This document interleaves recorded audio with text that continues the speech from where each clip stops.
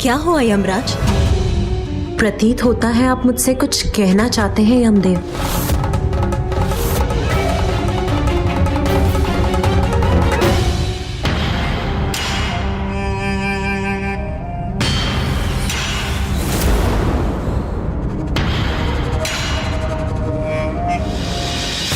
हाँ माता,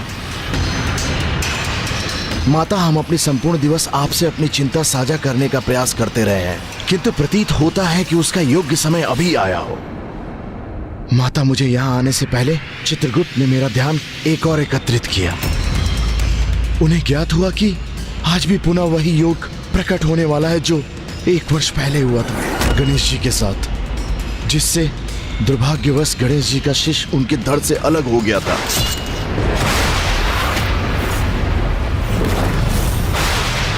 और माता, पुनः उसी योग के कारण गणेश जी का कोई बड़ा अनिष्ट होने की संभावना है। माता, आज संपूर्ण दिन मैं आपको यही दुखद सूचना देने का प्रयास कर रहा था।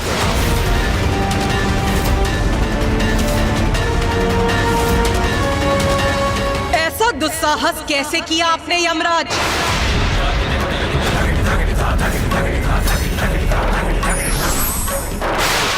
कौन है आप और कौन है चित्रगुप्त? मेरे पुत्र गणेश पर कोई संकट छाएगा, ये कहने वाले कौन होते हैं आप दोनों? और वो भी उसके जन्म दिवस के शुभ अवसर पर। इसका दंड दूंगी मैं आपको, अंत करूंगी आपका।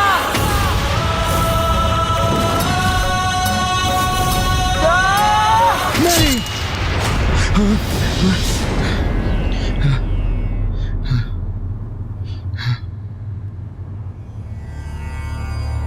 यमराज,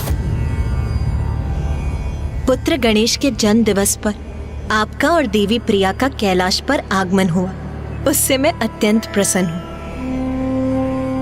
अब हमें अनुमति दीजिए माता।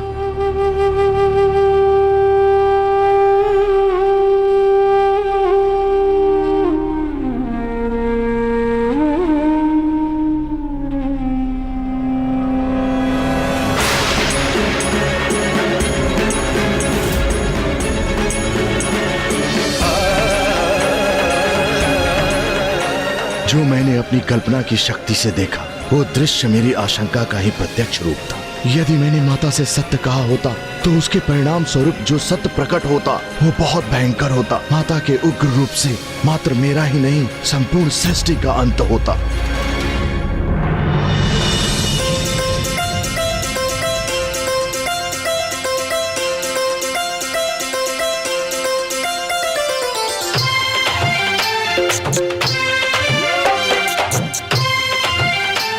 अब मैं सभी के द्वारा लाए गए मिष्ठान ग्रहण करने के लिए तैयार हूँ। माँ, बुआ जी के उपहार स्वरूप लाए गए मिष्ठान से ही आरंभ करता हूँ।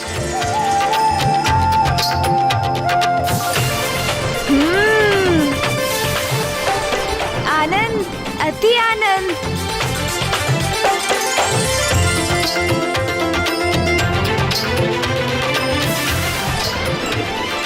अरे वाह, ये तो अत्यंत स्वादिष्ट है। किंतु मैं बुआ जी के मिष्ठान ग्रहण करूंगा और मामी जी के नहीं, तो ये तो मामी जी का तिरस्कार होगा, जो सर्वथा अनुचित है ना माँ? हाँ पुत्र, ये तो सर्वथा अनुचित होगा। अपना तिरस्कार तुम्हारी मामी जी को कदापि नहीं भाएगा पुत्र। वही तो मैं भी कह रहा हूँ ना माँ। तो क्यों ना मामी जी के मिष्ठानों का स्वाद भी ले ही लेता हूँ।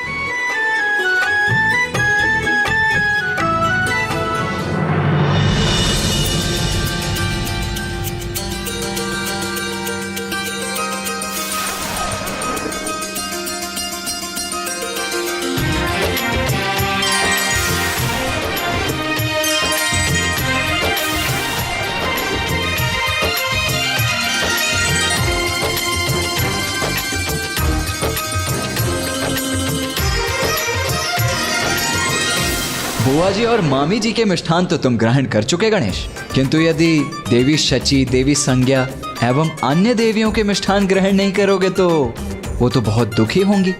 है ना माँ? हाँ पुत्र, तुम तो सर्वथा उचित कह रहे हो। ना ना ना, मैं माताओं के दुख का कारण बनूं, ये मुझे स्वीकार नहीं। अब तो मुझे ये सभी मिष्ठान ग्रहण करने ही होंगे।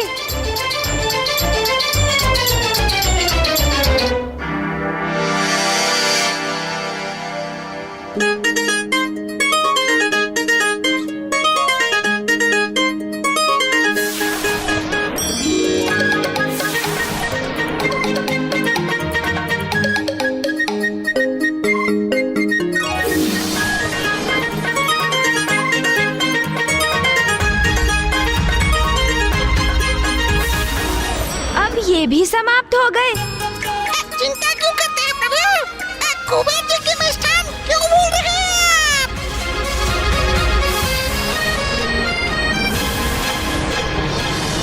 माँ, पुत्र, इंद्रदेव को अपना तिरस्कार अपने अपमान के समान नहीं प्रतीत होगा क्या? हाँ हाँ माँ, मैं उनका हृदय कैसे दुखा सकता हूँ भला? नंदी जी। समझ गया प्रभु।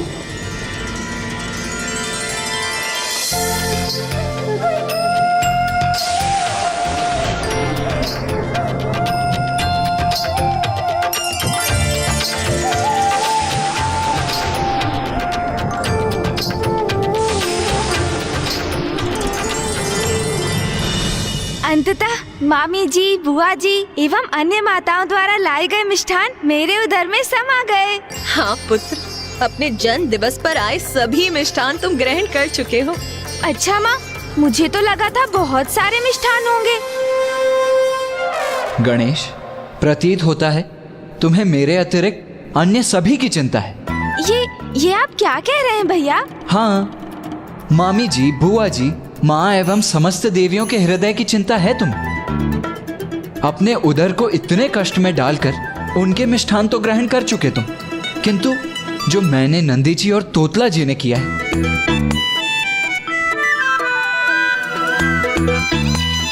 यहाँ की साज सज्जा और व्यवस्था की इतना परिश्रम किया, कदाचित हमारे उपहारों का कोई मोल ही नहीं है तुम्हारे लिए, है ना?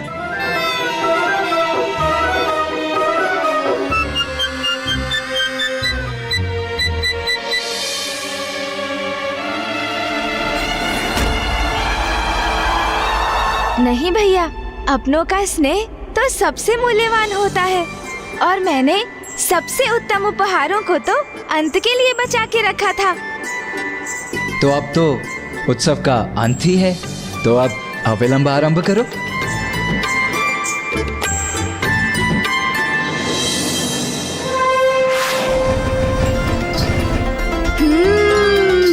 आपका स्नेह रूपी मोदक तो सर्वाधिक मधुर है भैया।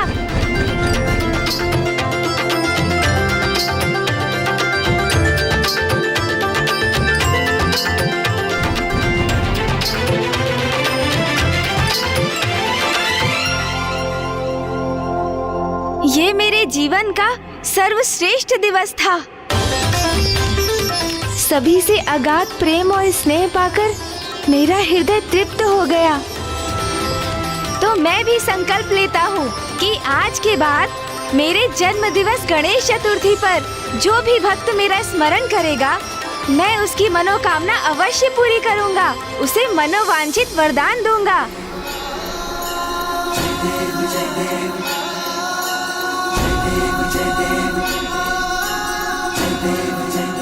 आज प्रारंभ हुए प्रत्येक कार्य निर्विघ्न पूर्ण होंगे और आज के बाद मेरे जन्म दिवस को वरदा चतुर्थी के नाम से भी मनाया जाएगा। मन तो कर रहा है इस दिवस का कभी अंत ही ना हो।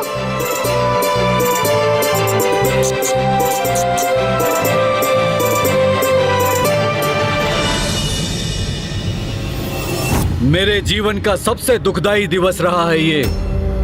कितनी ख्याति सुनी थी मैंने महादेव की।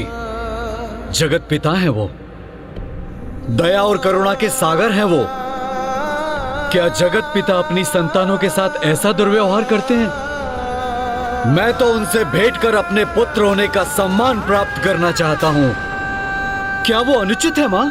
यही तो मैं तुम्हें दीर्घ काल से समझाने का प्रयास कर रही हूँ पुत्र। महादेव के दर्शन पाना इतना सरल नहीं है। उसके लिए उनका सम्मान, उनका स्नेह अर्जित करना होगा। तुम्हें घोर तप करना होगा पुत्र। तप करो पुत्र, महादेव को पाने का तप करो। एक बार तुमने महादेव का स्नेह प्राप्त कर लिया, उनके हृदय में अपना स्थान स्थापित कर लिया, तो वे तुम्हें कभी नहीं ठुकराएंगे। उचित है माता। यदि उनके निकट पहुंचने का यही मार्ग है तो मैं तप करूंगा। महादेव को पाने के लिए मैं घोर तप करूंगा माता।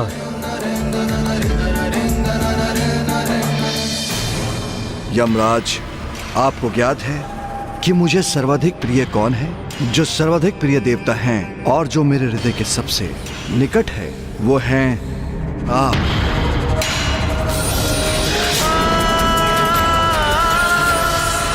स्वामी, हमें शीघ्र चलना चाहिए। चलिए। स्वामी, अब किस विचार में खोए हैं आप? चलिए ना। आप जाइए देवी प्रिया, हमें अपना धर्म निभाना है।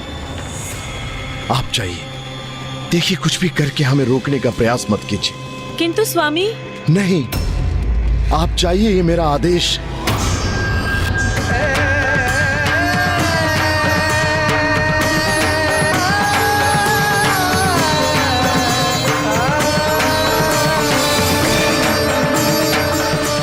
वाह, आनंद आ गया।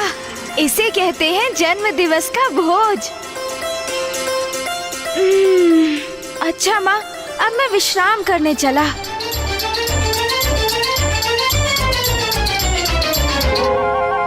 गणेश, क्या हुआ भैया? किसी और अतिथि के द्वारा लाए गए मिष्ठान शेष है क्या? नहीं गणेश, अब कोई मिष्ठान शेष नहीं। किंतु भोजन के पश्चात निद्रा मग्न होना उचित नहीं। अभी तो टहलना चाहिए। मैं भी टहलने ही जा रहा हूँ। आओ, तुम भी चलो। माँ, मैं निद्रा करना चाहता हूँ और भैया मुझसे परिश्रम करवाना चाहते हैं, वो भी मेरे जन्म दिवस पर। पुत्र गणेश, तुम्हारे भ्राता सर्वथा उचित कह रहे हैं। तुम जाओ और जाकर टहलकर कैलाश की एक परिक्रमा पूर्ण करो।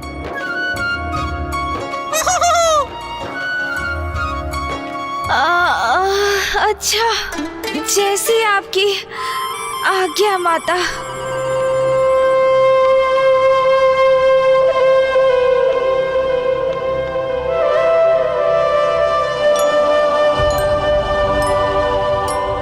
क्या हुआ माँ?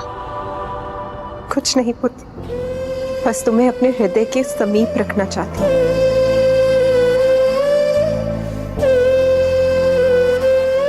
क्या हुआ माँ? गणेश कहीं दूर थोड़े ही जा रहा है। मैं तो मात्र उसे कैलाश में ही टहलने ले जा रहा हूँ और फिर हम दोनों लौट आएंगे। किंतु माँ, यदि आप नहीं चाहती हैं तो मैं नहीं जाऊंगा। देखा माँ, आपके दुलार को कारण बनाकर ये टहलने से बचना चाहता है। नहीं पुत्र, अब और नहीं रोकूंगी। तुम जाओ और जाकर अपने भ्राता के साथ परिक्रमा करो।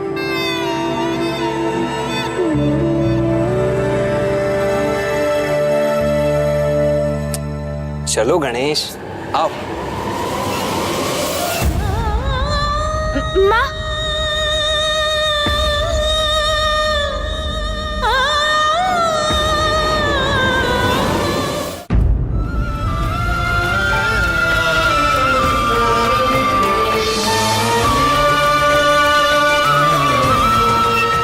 चलो भी गणेश, आओ।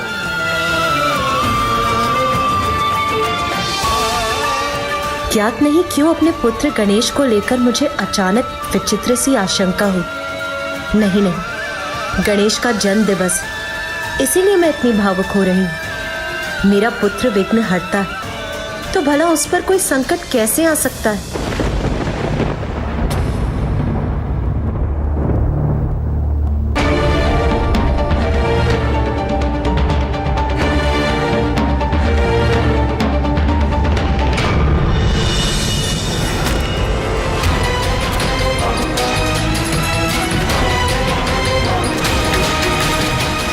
पूर्व में ही बहुत विलंब किया मैंने। अब शीघ्र मुझे माता पार्वती तक पहुंचना होगा।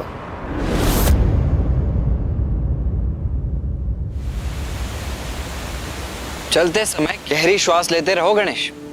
टहलते समय श्वास के उचित प्रवाह से शरीर को भोजन के पाचन में सहायता प्राप्त होती है। तो तुम श्वास ले रहे हो ना गणेश?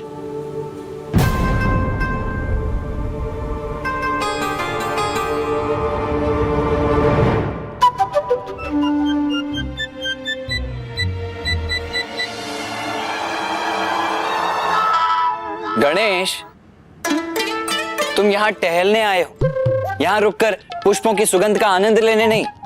चलो मुझसे गति मिलाकर चलो। आज भैया तो मुझे छोड़ने वाले ही नहीं।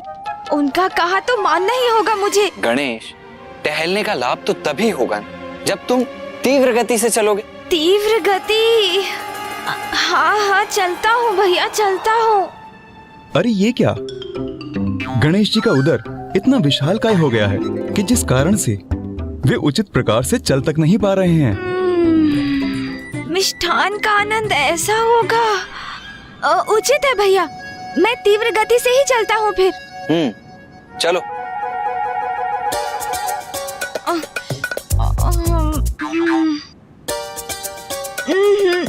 भैया से गति मिलाकर चलना तो मेरे वश में ही नहीं। कदाचित भैया को ही अकेले आगे जाने देने का उपाय सोचना होगा मुझे।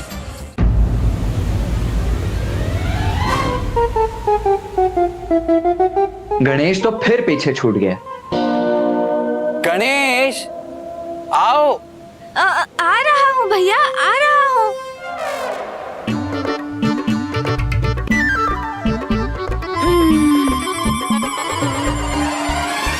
चलो। तुम्हारे साथ चलने से तो उत्तम है कि मैं अकेला ही आगे बढ़ जाऊं। आप मुझे ऐसी उलाहना क्यों दे रहे हैं भैया? अभी मैं तो आरंभ ही कर रहा हूँ ना। कुछ ही समय में अवश्य आपसे भी तीव्र वेग से आगे बढ़ूंगा। अच्छा, तो लो अपना समय और पहुंचो मुझ तक, क्योंकि मैं तो जा रहा हूँ पिताश्री के ध्यान से। अब मुझे तो ऐसे ही तीव्र वेग से टहलने का अभ्यास है, ठीक है?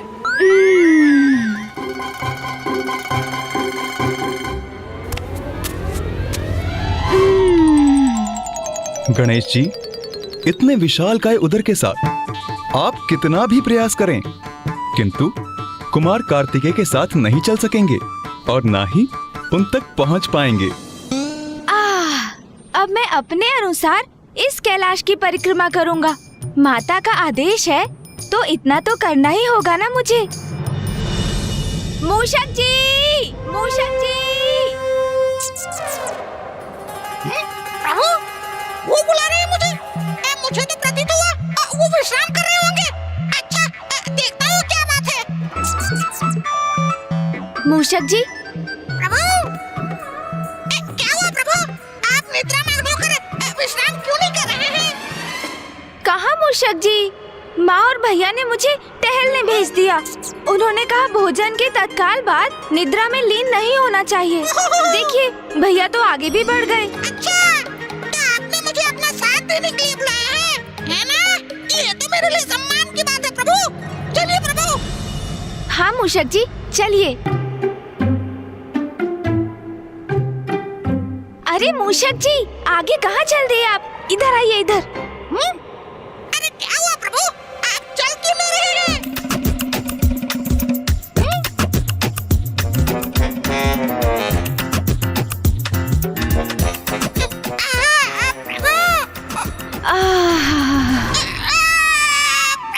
अरे साथ नहीं मूषक जी, मुझे इस परिक्रमा को समाप्त करने में सहायता चाहिए।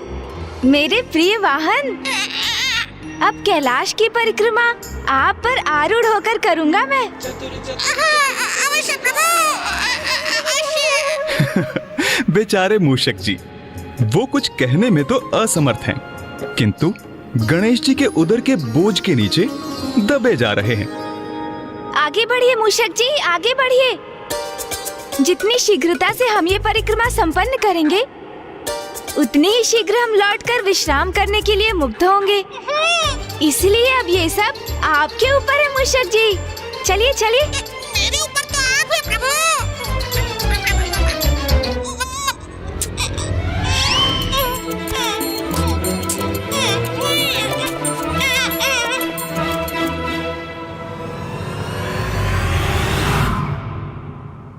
माता, आपकी संध्या की पूजा का समय हो गया है। जी नंदी जी।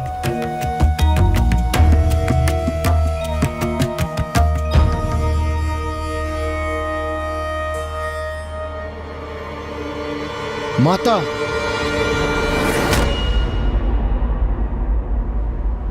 यमराज जी, आप इतने व्याकुल प्रतीत हो रहे हैं। सब कुशल तो है ना? मुझे माता से शीघ्र अतिशीघ्र मिलना है, कुछ बताना है उन्हें। किंतु माता तो संध्या की पूजा के लिए भीतर चली गईं और उनकी पूजा में व्यवधान डालना तो उचित नहीं। आप थोड़ी प्रतीक्षा कर लीजिए। वैसे भी आज की पूजा अति विशेष है। आज गणेश जी का जन्म दिवस है, इसलिए माता को एक विशेष अवधि में पूजा करनी है।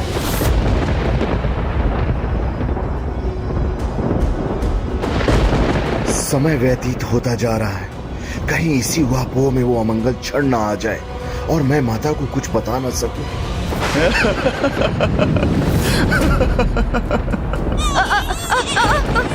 अरे अरे संभालिए मूषक जी, संतुलन बिगड़ रहा है मेरा। किसी भी प्रकार की अति उचित नहीं, वो हमें दुख पहुंचा सकते हैं।